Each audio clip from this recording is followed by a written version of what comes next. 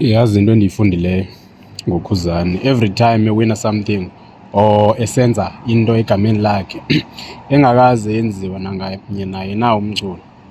I think estimated 98% wabantu bayafunda, bayagooglisha on how did he grow those flowers. Yonke into enhle thina sivamise ukuyibona kumapiano, kuma-hip hop naku-deep house, forgetting into yokuba and also undermining umculo wethu nesintu sethu. Uba nawo uba lo mculo wethu esiwuthandayo ongumaskandi is also part of everything that all genres are registered on.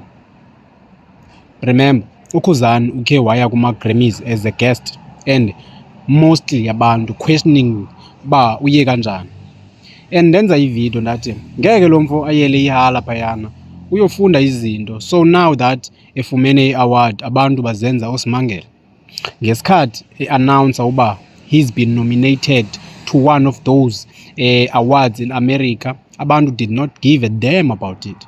Now uwinile, abantu still abakholelwa, bayasiresearcha and into ebuhlungu niyazihlaza bafethu.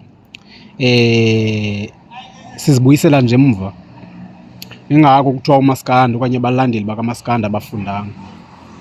Akekho ongayaziyo uba ukuze ungenele ama-awards competitions uyasubmita, then indlela yokuwina iye idepende kubahleli bayo leyo event neziponsors zakhona. Khumbula uMenzi uke abalandeli bezibuza ukuthi kungani engakhange angenele kumasama.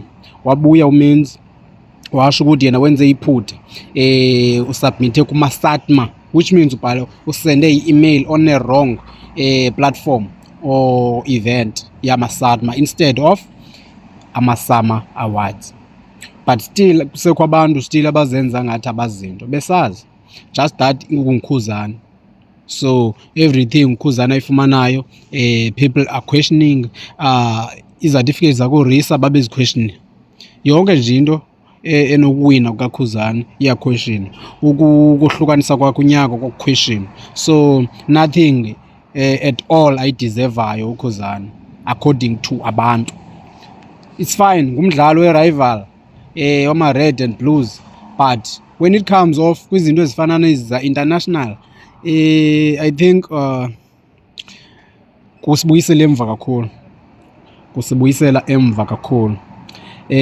All in all kuba mfowethu angiqale nje ndithi umkhulu wena yonke into uninzi lwayo iqala kuwe. Saqala ngawo ukubona umaskandi edlalwa ebhaloyini lakwa Emirates, and even now kakabikho, even ungahamba uyosheka ukusearch any artist kamaskandi ngeke uyithole.